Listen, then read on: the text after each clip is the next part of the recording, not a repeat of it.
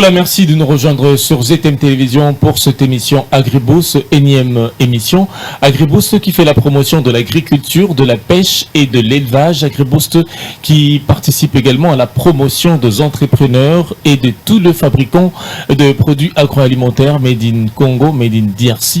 Nous voulons valoriser ces entrepreneurs et leurs produits agroalimentaires fabriqués ici au pays. C'est dans le but de décourager les importations et d'encourager la production locale. Et je ne serai pas seul sur ce plateau. Je suis avec un invité, le professeur Nikote Omeonga. Il est professeur dans plusieurs universités en RDC. Ici, professeur Nikote Omeonga, bonsoir et bienvenue. Bonsoir et merci de m'associer à cette réflexion. Une première dans Agriboost? Oui, une première, mais ce n'est pas la dernière. Voilà. Je l'espère bien. Merci beaucoup, professeur. Je reviendrai vers vous, le temps pour moi de poursuivre avec l'actualité. Le ministère de la Pêche et Élevage a lancé depuis le 4 août dernier un appel d'offres d'acquisition de 6 bateaux de pêche industriels. Il s'agit de 3 bateaux de pêche industriels de 16 mètres et des 3 autres bateaux de pêche industriels de 27 mètres. En ce qui concerne l'appel à l'acquisition de ce bateau de pêche, l'ouverture de pli interviendra le 2 septembre prochain. Pour la relance de la pêche industrielle au pays, c'est dans cette optique que le patron de pêche et élevage Adrien Bokele-Djema annonce le début du processus d'acquisition des 6 bateaux de pêche pimpant neufs.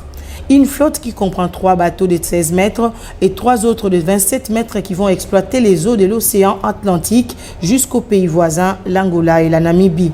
D'après le numéro 1 de la pêche, ce premier lot de navires de pêche qui concerne les eaux maritimes de l'océan Atlantique sera suivi d'un deuxième lot dans les jours à venir pour les eaux intérieures du fleuve Congo et les différents lacs.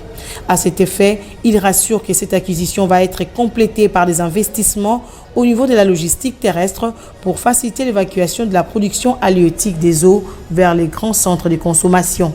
En dehors de la pêche industrielle, le ministère de la Pêche et l'Élevage a initié une série de campagnes pour la relance du sous-secteur de la pêche artisanale, notamment la distribution des intrants de pêche et la construction des débarcadères intégrés à travers le pays. Un ensemble d'ouvrages le long des rivières qui comprennent les marchés des poissons et les champs. Voilà, nous sommes de retour sur ce plateau. Avant de poursuivre avec l'actualité, une question pour le professeur Nikote Omeonga, le ministère de la Pêche et l'Élevage qui a lancé un appel d'offres en ce qui concerne l'acquisition de 6 bateaux de pêche industrielle. Et comment réagissez-vous à cette nouvelle? Comment j'ai réagi? De nature, je suis optimiste. T'aimais bien le micro? Oui, de nature, je suis optimiste. Mais pour la question que vous me posez, je préfère être un optimiste lucide. On n'est pas à au premier appel d'offres. Je souhaiterais d'abord que ça, ce n'est qu'un appel. Mais j'attends venir l'acquisition de ces bateaux de pêche. Et là, je pourrais donner un avis avec toute objectivité. Qu'est-ce qui se cache derrière votre doute? C'est un doute méthodique. Mais doute moi, aussi je le considère d'un scepticisme. Non, c'est loin de moi d'être sceptique. Mais je me dis que ce gouvernement n'est pas à son premier appel d'offres. Ce gouvernement nous a habitués à beaucoup de choses. Vous vous rappelez, on avait dit que désormais, la terre, le sol va prendre la revanche sur les sous-sols. Je crois qu'on est presque à plus de 3 ans et demi. Les vœux, le souhait du président de la République. C'est ça tous les problèmes. Oui. Parce que, qu'est-ce que j'ai l'habitude de dire? C'est quoi réellement l'antivaleur? L'antivaleur, c'est quand l'idéal que nous proclamons, quand le fossé devient très grand entre les discours et la réalité. Mais on n'est pas au premier discours. Si tout dépendait des discours, si tout dépendait des vœux dans ces pays, on serait déjà au paradis. Alors je préfère voir ces bateaux de pêche et puis je vais donner un commentaire objectif. Mais voilà. C'est loin de moi d'être sceptique. Comme on dit dans la Bible, vous êtes de Thomas. Je préfère me comporter à Saint Thomas. Parce que ce gouvernement, nous savons combien ils nous ont promis. Et rien n'a été fait jusqu'ici. Nous sommes sur les registres des promesses. Alors que je sais que quand on est aux affaires, on ne promet pas, on agit. Et on répond aux défis sociétaux. Est-ce que ce sera une première où le gouvernement réellement va répondre à ces défis? Bon, ce serait une bonne chose. Mais je doute. Et le doute méthodique est autorisé. Un doute cartésien. Vous l'avez dit. Voilà. Merci beaucoup, professeur Nicotte Omeonga. Je vous retiens sur ce plateau. Le temps pour moi de poursuivre avec l'actualité. On va cette fois-ci parler de la consommation de fruits. Vous le savez peut-être que la consommation de fruits joue un rôle important dans la prévention de certaines maladies.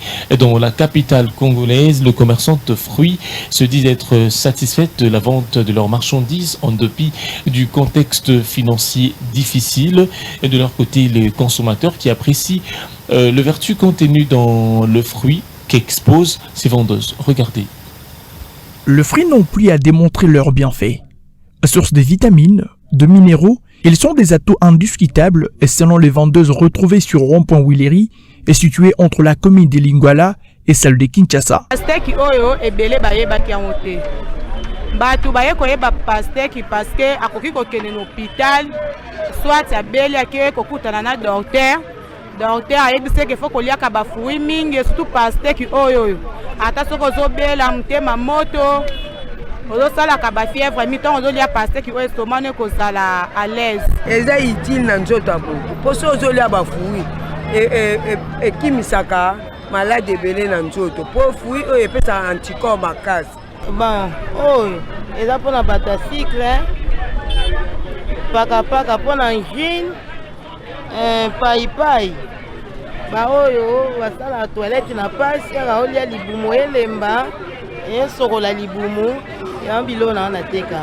De vertu que d'aucuns en doutent, en dépit de la variation des saisons et de baisse de pouvoir d'achat des consommateurs congolais. Lilala bapréféra kolia yango mpona manque ya vitamine C.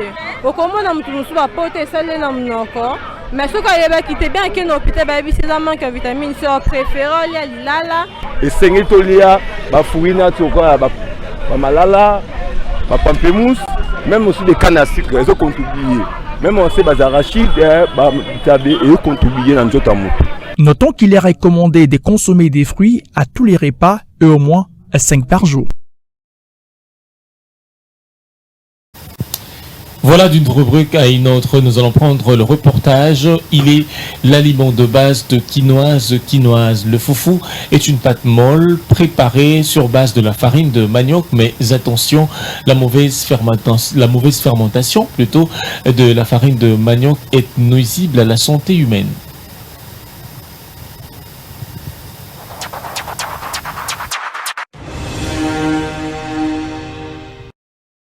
En République démocratique du Congo, précisément à Kinshasa, parmi les aliments de base les plus consommés par la population, il y a les foufous transformés à base de manioc. Et pourtant, le manioc transformé en foufou tel que vendu aujourd'hui pour être consommé n'est pas bien traité. Quand on veut transformer les maniocs en farine de foufou, normalement, il faut les tremper dans l'eau pendant 1 semaine, puis les sécher pendant 2 ou 3 mois et être débarrassé de toute sa toxicité avant d'être consommé. Malheureusement, ce n'est plus le cas. Un grand risque pour la santé des consommateurs. Certains Quinois sont-ils au courant? Bafufu eza na midon et comme ça libumu ballon surtout pour les sportifs eza mabé libumu comme ballon et en plus et comme ça a obésité donc comme ça mutu munene makasi donc. Nous sommes allés à la rencontre d'une des vendeuses de la farine de manioc. Cette femme confirme qu'elle ne commercialise que le foufou avec amidon qu'elle achète auprès des producteurs de manioc. Les sans amidon nécessitent beaucoup de moyens matériels et financiers. Bon, na somba kango na kena maluku na sombi yango eutaka na elongwaka na balnière eye tango esemi ba décharger biso to sombi to tia na mutuka eye ekomi na marché de la liberté. Fufu pe ezalaka na ba cérémonie belé. Faut tremper na mai o bimisi ye o tandi ye o longoli ye do ezala ba cérémonie. Mutu penza koko salango o azana liziba na ye na kati ya lupangu. Mais o ezake ko salango ko tiango na nini to ba salango na kati ya bassin et puis ça moi histoire ebele.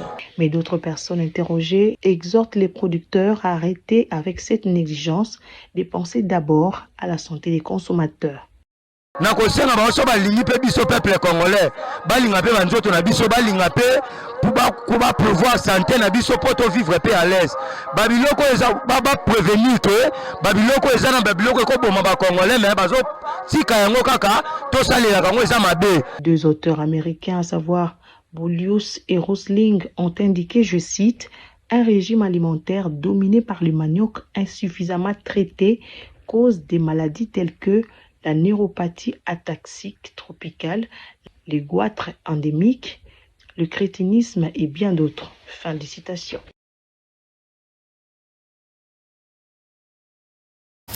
Voilà, nous sommes de retour sur ce plateau avec mon invité, les professeurs Nicode Omeonga, je l'ai annoncé, professeur dans plusieurs universités ici en République démocratique du Congo, avec qui nous allons évoquer le sujet qui concerne l'industrialisation de la pêche, parce que nous avons commencé un amont avec le bateau de pêche industriel dont l'appel d'offres vient d'être lancé par le ministère de la Pêche et Élevage.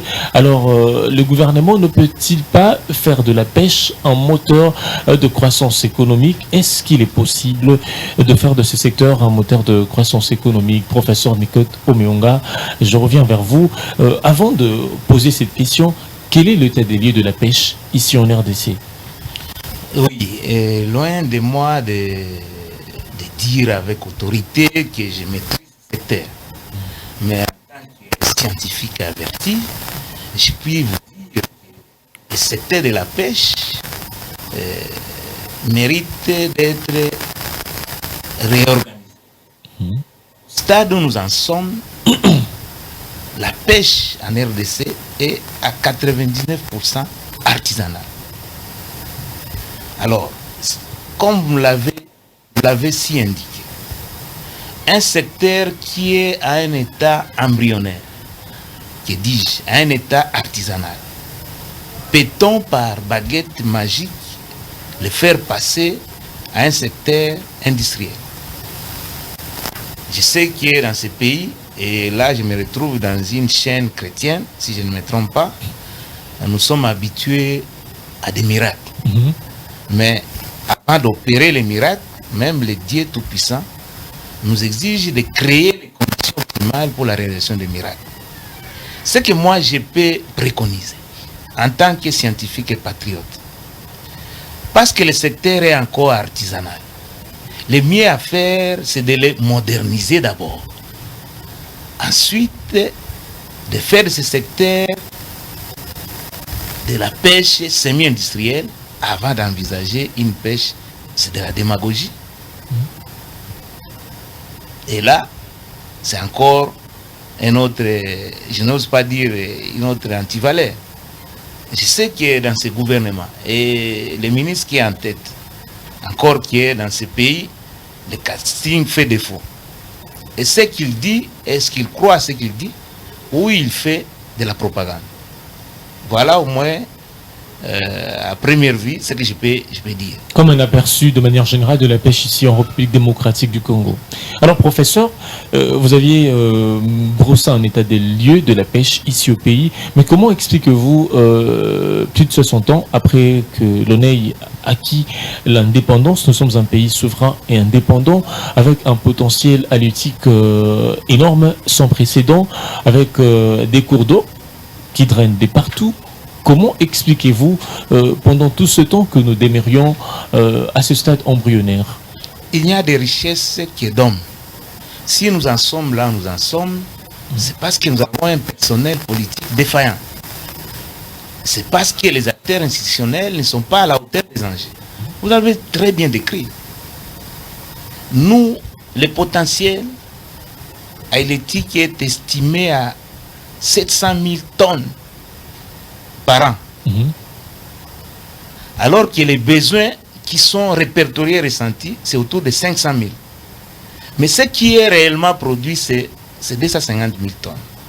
Et nous sommes malheureusement obligés de recourir à l'importation, mais pas du poisson, mais des déchets alimentaires, ce que vous appelez chinchard, qui nous causent des maladies cardiovasculaire. Donc, en dépit de l'importation, mais le gap, si on fait l'arithmétique simple, le gap est encore là, de 100 000 tonnes.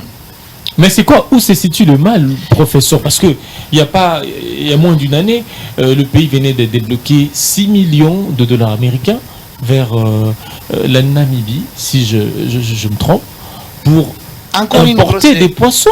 Mais c'est encore une grosse aller erreur. pêcher des poissons. Puis, dans un pays, nous considérons, nous sommes les châteaux d'eau douce d'Afrique. Nous sommes la deuxième réserve mondiale d'eau douce après le Brésil. Mais dans ces pays-là, c'est quoi je vous ai dit, on devrait commencer par moderniser ce secteur. Mais c'est bien beau de faire un appel d'offres. Mais si vous amenez des bateaux, alors qu'en amont, vous n'avez pas préparé le personnel qui doit faire fonctionner ces bateaux. Mais on a eu des histoires ici de flottes aériennes, des aéronefs, pendant que tous les pays du monde achètent à l'usine.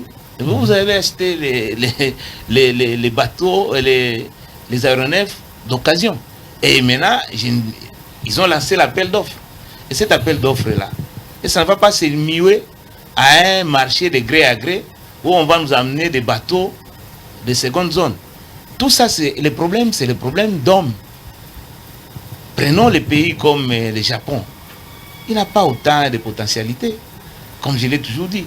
Un pays qui 60 ans, 62 ans dira, on continue toujours à dire que non, c'est un pays potentiellement riche. En réalité, c'est un pays pauvre. Je dirais même sous-pauvre. Pour redorer l'image ternie de ce secteur, pour relancer ce secteur, il faut des hommes qu'il faut à la place qu'il faut. Mais comment est-ce qu'on sélectionne nos dirigeants dans ces pays? Des hommes qu'il faut à la place qu'il faut, c'est-à-dire déjà, parce non que ce sont des intellectuels. Non, oui, les intellectuels. Ils ont de diplômes. Pas des diplômés. Ils ont des gros diplômes, et des grands diplômes en même temps. Ce sont des professeurs d'université. Des hommes bardés de diplômes. Moi, je préfère parler des intellectuels. Parce qu'un intellectuel, il y a aussi la dimension éthique. Ce dont nous avons besoin, ce n'est pas seulement ceux qui ont les savoirs, les savoir-faire, mais c'est aussi qui en ont le savoir-être. Il faut allier l'expertise à l'éthique. Dans ces pays, on a fait défaut, on a eu l'expertise est là. J'ai toujours dit, même la Deuxième République, ça, vouloir se faire passer avocat de la Deuxième République, que moi-même j'ai combattu, mais cette Deuxième République a régorgé beaucoup d'experts. Mais ils ont péché par quoi? C'est par déchéance morale. Mais ce qui manque à ce jour, c'est que les gens peuvent être professeurs d'université, mais c'est peut-être un délinquant. Le problème, c'est à ce niveau. Il faut. Dans l'éthique pose problème. Ça pose problème jusqu'à ce jour. Ça pose problème. Et comment on sélectionne? Et c'est sur base des critères qui ne sont pas politiquement motivés. Qui n'obéissent à aucun critère objectif. Souvent, on met les gens qui ne sont pas à leur place et qui viennent faire les stages au sommet de l'État, qui viennent apprendre. On ne peut pas apprendre à nager dans un fleuve. Il faut prendre des gens qui comprennent les enjeux, qui sont capables de relever les défis. C'est ce qui a toujours manqué dans ce pays. Mais est-ce que le problème, n'est-ce pas l'environnement ou la réglementation? Je veux parler du cadre en matière de la pêche qui peut poser par exemple problème, parce que les pêcheurs par exemple, ils ont des objets, des matériels qu'ils doivent utiliser peut-être pendant ce temps moderne. C'est tous les problèmes. C'est bien d'équiper ces pêcheurs, mais il faut au préalable les former pour qu'ils utilisent à bon escient les équipements qui seront mis à leur disposition. Quand je parle de la modernisation de ce secteur, je vois en premier lieu d'abord le capital humain. Il n'y a pas. Quel est cet étudiant-là qui voudra, cet élève ou étudiant qui terminerait son cycle, aller embrasser la pêche, par exemple? On le voit, le faire le droit, la médecine et tant d'autres. Mon peuple périph' de connaissances. Tous les jeunes comme vous aimeraient aller en Europe. Mais vous savez, qui sont les riches? Ce sont des fermiers. Qui vous dit que faire la pêche serait ceux qui sont dans des fermes? Son métier. faire la pêche. Quand quelqu'un a un bateau de pêche, vous prenez ce monsieur-là qui c'est... Est-ce que la pêche... Je vous ai toujours dit que dans tous les pays du monde, la première activité économique, c'est le jardin de pêche, c'est l'activité agricole ou agro-pastorale. Ce n'est qu'après que l'industrie est venue. Toute l'activité qu'a réalisée, toute la pensée, l'histoire de la pensée économique, l'activité économique est première, principale, depuis que l'homme existe, c'est d'abord l'agriculture. Et tous les pays aujourd'hui, que vous prenez la France, la Grande-Bretagne, l'Allemagne, la Russie, les États-Unis, ce sont des pays d'abord à vocation agricole. C'est quand on a suffisamment qu'il faut maintenant conditionner. Et c'est alors que vient la manufacture pour conditionner. Parce qu'au départ, c'est d'abord une agriculture de subsistance. Mais quand ça devient une agriculture de masse, industrielle, mais c'est presque dans... Tous les secteurs sont dans le stade de subsistance. Pareil que l'agriculture, pareil que la pêche. Nous avons de pêcheurs au niveau de l'élan de cours d'eau. Ils sont en train de pêcher, mais pour quel rendement, je dirais, production? Est-ce que ce qu'ils produisent, ça arrive à desservir toute la population? La conservation aussi, qui en est un autre problème. Je vous ai toujours dit, on n'en parle plus. On a eu avec vous une émission, vous n'en parlez plus. Des 144 territoires. Qu'est-ce que vous avez dit? Il n'y avait que 3 solutions. Ramener l'énergie, l'eau et l'électricité dans l'arrière-pays. Nous avons des barrages. Deuxième chose, la connectivité intra- et interprovinciale. Il y a des poissons qui sont ici à l'équateur, mais pour les acheminer ici, ça demande beaucoup d'argent. Et nous les achetons 2 fois, 3 fois plus cher qu'au prix de là où ils sont pêchés. Tout ça, c'est pourquoi? Parce qu'il n'y a pas l'énergie, il n'y a pas les voies d'évacuation, les voies de communication. Mais les pêcheurs, les gros des pêcheurs, se trouvent dans l'arrière-pays. Mais ailleurs, qu'est-ce qu'ils ont résolu ce problème? Les coopératives, les fermiers, les pêcheurs. Mais c'est privé. Le chef de l'État a martelé sur ça. Qui a encadré ça? Non, le problème, ce n'est pas de marteler. Il a martelé sur la coopérative de pêcheurs qui doit réunir des pêcheurs qui doivent remonter Je pense que quand on est à un niveau de responsabilité, on doit arrêter de faire des incantations, avoir des déclarations, mais qui ne sont pas suivies des faits. Le problème, ce n'est pas de... Quand on est au pouvoir, on ne veut pas discourir, on agit. Laissez aux opposants nous présenter les faits, les propositions, ce qui compte faire. Mais l'action, c'est un processus aussi, l'action. C'est pas un bâton magique. Non, vous agissez clairement, ça change et ça commence. Oui. Ça commence. Step by step. C'est pas seulement le discours. Le discours là, on l'a entendu depuis la Deuxième République. Regardez, lisez les manifestes de la CELE.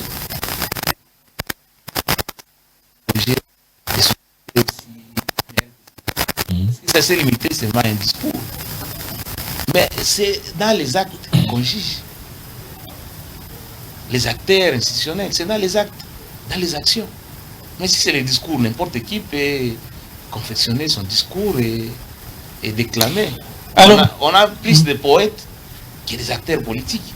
Laissez aux poètes de déclamer leur poésie et aux hommes politiques d'agir pour relever les défis. Déposer des actions.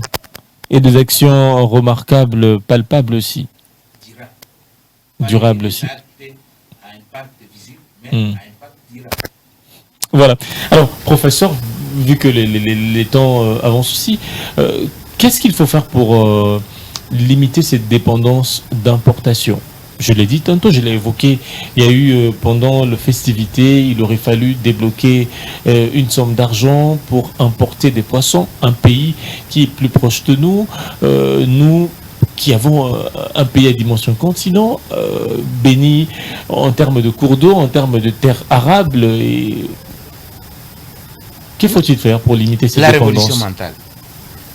Tout part de là. L'extraversion culturelle il faut changer, il faut qu'il y ait maintenant introversion culturelle. Il faut qu'on réalise que les meilleurs ne viennent pas toujours de l'extérieur. les meilleurs, c'est dedans. Quand nous parlons de l'économie, c'est d'abord l'action interne, l'effort individuel et collectif. Et l'apport extérieur ne peut qu'être supplétif. Mais est-ce que vous pouvez comprendre, dans un pays où il y a par exemple, le lac Tanganyika, c'est le deuxième lac le plus poissonneux du monde après le lac Baïkal de la Russie. Mais comment dans ces pays comme ça, vous allez importer, même pas des poissons, mais des poissons à valeur nutritive nulle, des piodes qui nous causent des maladies? Est-ce que c'est un monsieur comme ça, vous comprenez est-ce qu'il comprend ce que la population attend de lui? Non. Moi, je pense qu'il faut... C'est quoi? Modernisons d'abord, avant de parler de l'industrialisation de la pêche. Modernisons d'abord la pêche. Et ça va nous conduire à une pêche semi-industrielle et plus tard la pêche. Mais et ça... Pour vous, l'industrialisation, lorsque vous l'entendez, vous n'y croyez presque pas. C'est une utopie? Non, ce n'est pas une utopie. Mais pour parler nous serons loin de la réalité. Non, loin de la réalité parce qu'il n'y a pas l'énergie. On ne peut pas parler de l'industrialisation s'il n'y a pas d'énergie. Le déficit énergétique est énorme. C'est autour de 10% d'électricité. La desserte en électricité, c'est autour de 10%. Moins que ça peut-être. Et l'eau potable, c'est autour de 26%. Et si l'eau potable est arrivée à ce point-là, c'est parce qu'avec l'action de la Banque mondiale, vous vous rappelez, vous donnez 50 $, et addiction d'eau. Mais est-ce que dans un pays on vous rend les compteurs et... Dans un pays où nous considérons que nous sommes les châteaux d'eau douce. Mais c'est aussi les niveaux de vie qui est... comment dire, je manque des mots, comment exprimer ça, le niveau de vie qui est invivable, indescriptible. Non, mais indescriptible, pourquoi? Parce que quand on vient au pouvoir, c'est pour résoudre ces problèmes. Mais quand on est avec quel budget? Pour résoudre ces problèmes, il faut un budget. Non, mais quand on vient, on a suivi tous les présidentielles, chacun avec son budget, avec son programme. On a parlé, c'était toujours en termes de milliards, de 80 milliards. Alors, par an. Mais est-ce qu'ils l'ont fait seulement par démagogie? Ou ce sont des gens quand même... Je sais qu'il y a un programme, n'est pas seulement l'œuvre d'une personne. Je sais que tous ces présidents... Toute une équipe. C'est toute une équipe. Alors, s'ils le font... Maintenant, si vous voyez l'avantage de la démocratie. Mais si on sait... Parce que tout le monde peut se tromper. À un moment de la vie, on peut se tromper. Mais si on s'est trompé, mais on se retire. Ces prévisions ne sont que de chiffres, il faudrait mobiliser cela. Mais si on n'arrive pas à mobiliser, trouver des voies et moyens. Honnêteté intellectuelle oblige quand on a cru bien faire et qu'on n'arrive pas à le faire. On se retire, on laisse la place à d'autres, beaucoup plus compétents, plus capables de le faire. Mais ce qui est suicidaire, c'est que quand on n'arrive pas à le faire, mais on ne veut même pas, on empêche à d'autres qui sont capables de le faire, de le réaliser. Là, c'est devenu suicidaire et c'est même diabolique. Tout le monde ne peut pas être compétent à tout. Ce que vous faites là, ce n'est pas tout le monde qui peut faire ce que vous faites. On n'est plus à l'ère, les savants sont morts depuis le XVIIIe siècle. On est à l'ère des spécialistes. On ne peut pas être, quand on est spécialiste à tout, on est spécialiste à rien. On ne peut pas tout savoir, on ne peut pas tout connaître. On ne peut pas être capable à tout. Ce n'est pas parce que tu es capable pour la pêche que tu dois forcément être capable pour le football ou pour le journalisme. Voilà. Donc que chacun fasse son métier. Chacun sa place. C'est ça, chacun sa place. L'homme qu'il faut à la place qu'il faut. Voilà. Merci beaucoup, professeur Nicot Omeonga. Je rappelle que vous êtes professeur dans plusieurs universités ici en République démocratique du Congo. Merci d'être là présent pour nous et d'avoir répondu à notre invitation de nous honorer ce soir. Oui, c'est pour moi un plaisir partagé de m'associer à ce genre de réflexion. Je sais que l'État nous fait défaut. On aurait dit, pour un secteur aussi vital, qui peut être aussi un moteur de développement économique de notre pays, on aurait dit s'étendre. Mais comme on est à la fin, je préfère faire un clin d'œil à mon assistant principal et porte-parole, qui m'accompagne, et même d'autres. Ces collègues qui sont restés, je vois ici les conseillers en communication, Petit Magna, Maurice Mouchidi, je vois les conseillers stratégiques de Mombele, de son petit nom, je vois Gloire Kaloumé, chargé de la jeunesse consciencieuse. Je vois les DME Ils sont nombreux. Voilà. Et la liste n'est pas exhaustive. Merci beaucoup, professeur Nicole Omeonga. Alors, nous poursuivons avec ce magazine AgriBoost. Nous allons prendre la rubrique Le Rendez-vous. Quels sont les rendez-vous prévus cette semaine? Les grands rendez-vous en termes d'agriculture, en termes de la pêche. Quels sont ces rendez-vous? C'est dans cet élément.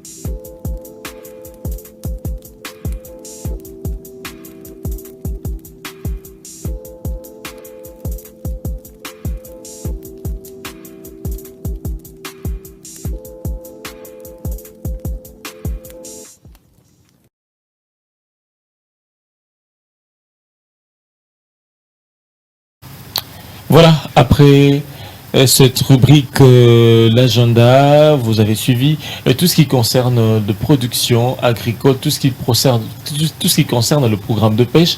Nous allons passer à une autre rubrique pour terminer. C'est les mots du jour. C'est quoi le mot du jour? Le pesticide. C'est quoi le pesticide? On le découvre dans cet élément.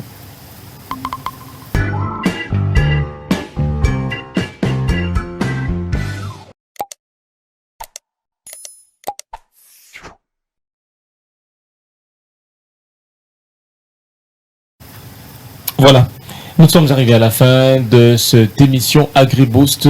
Comme je le disais tantôt, AgriBoost qui fait la promotion de l'agriculture, de la pêche, de l'élevage, pourquoi pas de tous ces entrepreneurs-là qui investissent dans des domaines tant cités ici, de leurs produits, des produits agroalimentaires. C'était un grand plaisir de vous avoir ce soir sur ZTM Télévision. Merci de suivre cette émission. Merci de votre attention soutenue et à l'équipe technique et en concouru pour sa réalisation.